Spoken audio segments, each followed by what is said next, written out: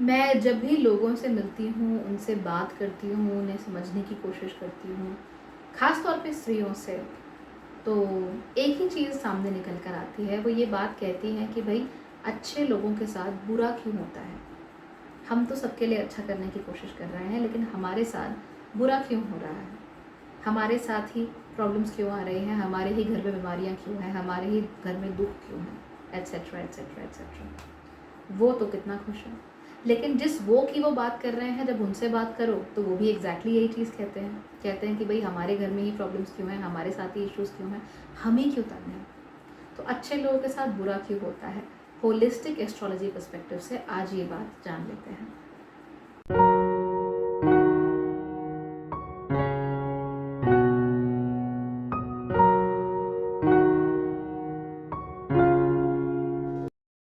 नमस्ते, Bhagyashree holistic astrology में आप लोगों का एक बार फिर से स्वागत है। यहाँ पर हम बात करते हैं पॉजिटिव एस्ट्रोलॉजी की, इंस्पायरिंग एस्ट्रोलॉजी की और साथ ही साथ होलिस्टिक एस्ट्रोलॉजी की भी। यानी कि एक ऐसा ज्योतिष जो कि आपके पॉजिटिव पॉइंट्स को मैक्सिमाइज कर सकता है और आपके नेगेटिव पॉइंट्स को मिनिमाइज करने में आपकी मदद कर सकता है। आज के वीडियो में हम होलिस्टिक एस्ट्रोलॉजी के पॉइंट ऑफ व्यू से ये जान रहे हैं कि अच्छे लोगों के साथ बुरा क्यों होता है। देखिए, सबसे पहले तो अच्छे लोगों की डेफिनेशन क्या होती है वो समझते हैं।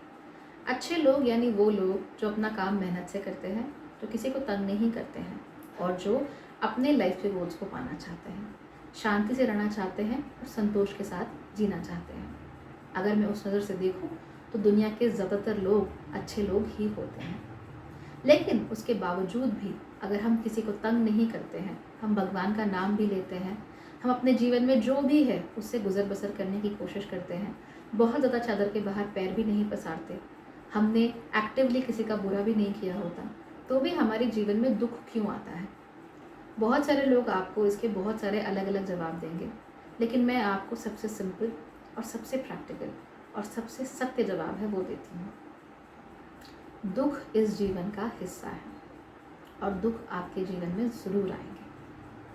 ऐसा कोई भी व्यक्ति नहीं है जिसके जीवन में कभी दुख आया ही ना हो।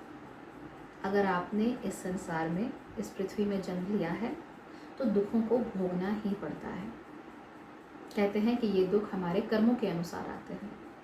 हमारे कर्म, हम सोचते हैं कि इस जन्म में, जब हमने जन्म लिया, जब हम पैदा हुए, उसके बाद हमने जो कुछ भी किया हम उस हिसाब से देखते हैं, लेकिन हमारे जो कर्म होते हैं वो दरअसल हमारे चंद्रमा के साथ साथ ही संचित होते रहते हैं जन्मों जन्मों तक। जन्म मरण की एक अविरल बहती हुई धारा है। आपने भी इससे पहले हजारों बार जन्म लिया है और मैंने भी हजारों बार जन्म लिया है। उन हजारों जन्मों में हमने करोड़ों कर्म किए हैं और उन करोड़ों कर्मों को जो संचित करता हुआ है वो हमारा मन है और हमारा मन हमारे उन कर्मों को जोड़ कर रखता है। इस लोक में, पृथ्वी पे, जब हमारा मनुष्य रूप में दोबारा जन्म होता है तो हम उन दुखों को जो हमारे कर्मों के साथ जुड़े हुए हैं उन्हें भोगते हैं और हमारा जो मकसद होता है वो होता है अपने कर्मों के बंधन को काटना, ताकि हम ईश्वर के और करीब जा सकें, ताकि हम मोक्ष को प्राप्त कर सकें। अक्सर हम इन चीज़ों के बारे में सोचते ही नहीं हैं। हमें लगता है कि यार मैंने किसी का क्या बिगाड़ा था, मेरे साथ ये क्यों हुआ। लेकिन चैलेंजेस तो आने ही हैं। अगर अपने जीवन में चैलेंजेस को देखना चाहते हैं तो शनि की प्लेसमेंट को देखिए। शनि जिस भाव में बैठे होंगे, जिस भाव की तरफ उनकी दृष्टि होगी, वो आपको बताएंगे कि भाई आपके जीवन में कहाँ कहाँ समस्याएं होने वाली हैं और आपको उन समस्याओं से किस तरीके से पार पाना है। आपको चैलेंजेस कहाँ कहाँ झेलने को मिलेंगे, क्योंकि चैलेंजेस झेलने को मिलेंगे ही। शनि सबकी कुंडली में होते हैं, आपकी कुंडली में भी है, मेरी कुंडली में भी है। वो आपको भी कुछ चैलेंजेस दे रहे हैं, मुझे भी कुछ चैलेंजेस दे रहे हैं, और ठीक जैसे आपको उन चैलेंजेस से पार पाना है, मुझे भी उन चैलेंजेस से पार पाना है। और याद रखिए कि शनि, जो कि हमारे जीवन में चैलेंजेस और हर्डल्स को लाते हैं, उनका काम हमें दुख भोगवाना नहीं होता। वो ये नहीं चाहते कि हम दुख भोगते चले जाएं जीवन भर।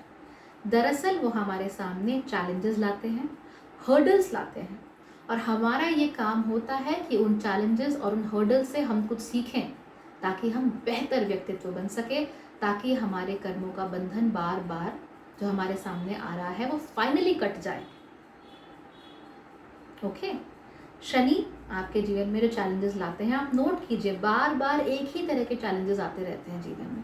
बार बार प्रेम संबंध किसी खास वजह से टूट जाते हैं, बार बार नौकरी किसी खास वजह से छूट जाती है, बार बार कोई चीज़ आपके हाथ आते आते आप तक नहीं पहुंच पाती। यानी एक ही पैटर्न आपके साथ बार बार रिपीट होता रहता है। वो जो पैटर्न है वो क्या है, आप उस पैटर्न को समझिए ताकि आप उसके आगे निकल सकें।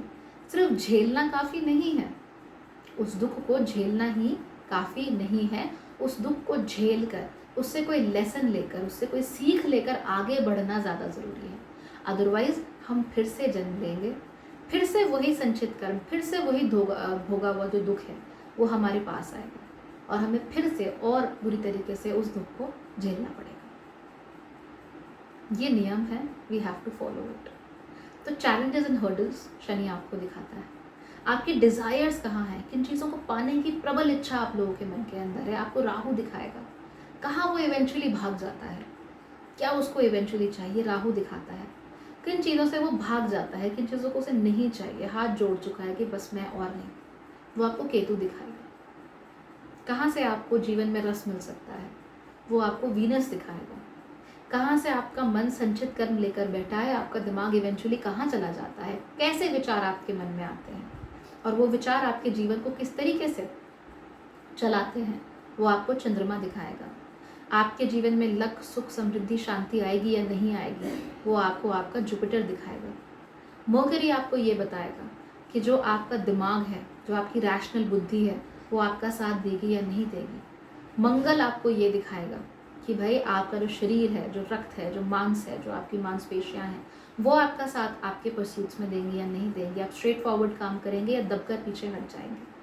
और फाइनली आपका सूर्य कहाँ पर प्लेस्ड है, वो आपको ये दिखाएगा कि आपकी आत्मा आखिर कैसी है, किस तरीके से काम करती है, क्या चाहती है, उसको किन चीज़ों की ज़रूरत है आगे बढ़ने के लिए।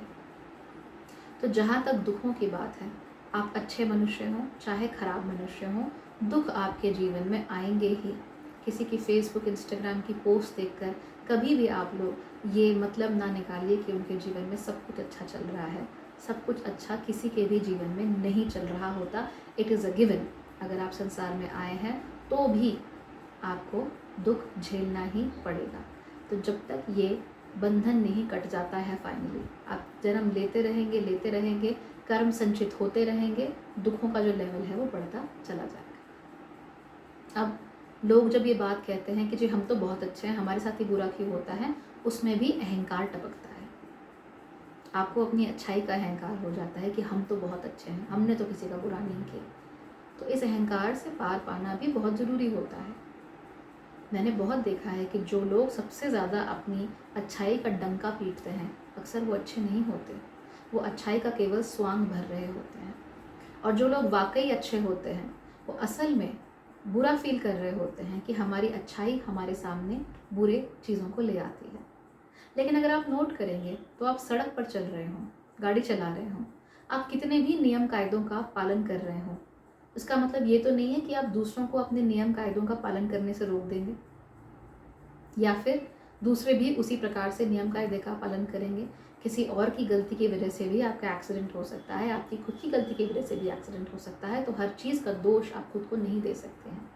अगर आप एस्ट्रोलॉजी को अच्छे से समझते हैं तो आप जानते हैं कि हाँ, चैलेंजेस का आना लगातार चलता ही रहता है। साइकिल्स जो हैं अलग अलग दशाएं, प्रत्यंतर दशाएं और उसके अंतर दशाएं वो चलती ही रहेंगी। अलग अलग प्लैनेट्स के ट्रांजिट अलग अलग तरीके से आपको परेशान करेंगे, आपको कुछ सुख देंगे। तो फोकस सुख और दुख दोनों पर होना चाहिए। जब सुख आएगा तो उसको हम एंजॉय कर सकें और जब दुख आएगा तो उसको हम झेल सकें और उससे आगे निकल सकें। यही हमारे लिए इम्पोर्टेंट है। हमारे जो पुरखे थे, जो पुराने लोग थे, वो यही कहते थे कि दुख का आना इज़ अ गिवन, आना ही है। हमारे लिए ज़रूरी ये है कि हम अपने अंदर रेजिस्टेंस डेवलप करें, दुखों के प्रति रेजिस्टेंस डेवलप करें और एक समभाव बनाने की कोशिश करें कि जब खुशियाँ आए तो बहुत ज़्यादा खुश भी नहीं होना पागलपन के हद तक, और जब दुख आए तो भी पागलपन के हद तक दुखी नहीं हो जाना है। इसी तरह की रेजिस्टेंस को जब हम डेवलप करेंगे तो वही एक तरीके का योग हो जाता है हमारे लिए, वही एक तरीके की साधना हो जाती है हमारे लिए। अपने मन को रोकना, अपने विचारों को रोकना, ताकि हम अपनी आत्मा की निर्मलता को बनाए रखें और अपने कर्मों के बंधन को काट कर आगे बढ़ सकें। यही एज ह्यूमंस हमारे लिए ज़रूरी है। मनुष्य को यही करना चाहिए।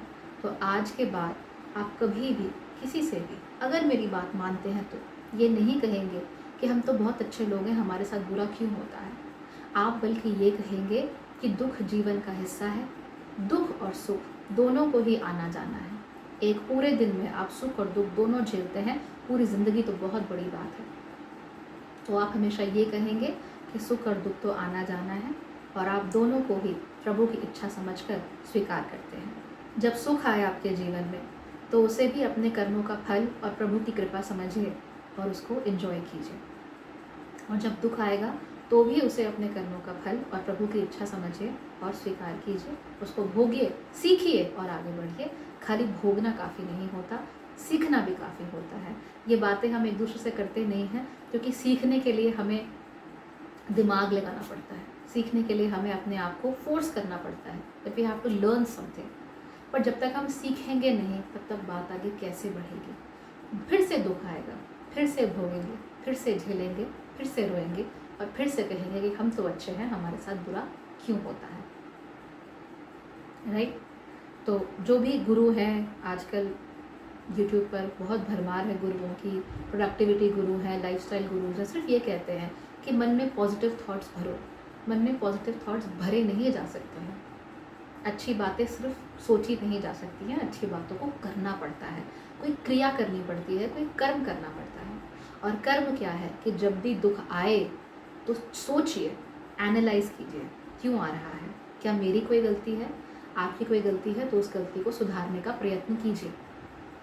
और अगर गलती नहीं है तो उसमें मेरा कंट्रीब्यूशन कितना है उस गलती के होने में, उसको देखिए, अपने आप को सुधारिए, क्या मैं और अच्छा कर सकता हूँ, चाहे मुझे पसंद हो चाहे ना पसंद हो, उसको करने की कोशिश कीजिए। और फिर देखिए कि दुख तो आएंगे, लेकिन किसी कठिन परीक्षा की तरह आएंगे, जिसके लिए आप पहले से तैयार रहेंगे, and you will pass with flying colours. जीवन को जीने का इससे अच्छा तरीका कोई नहीं है। बाकी आप कितने भी पॉजिटिव एफर्मेशंस ले लीजिए, कितना भी आप पॉजिटिव थॉट्स कर लीजिए, कितना भी आप दिन रात खुद को बताते रहिए कि मैं अच्छा हूँ, सब ठीक है, सब ठीक है, चीज़ें ठीक नहीं होने वाली हैं तब तक जब तक आप काम नहीं करते हैं। तो ये बहुत गहरा विषय है, मैंने सरलता से समझाने की आपको कोशिश की है। आई होप कि आपको समझ में आ गया होगा। नहीं आता है या कोई क्वेश्चन है तो नीचे कमेंट्स में लिख सकते हैं, we can discuss. Thank you so much for watching.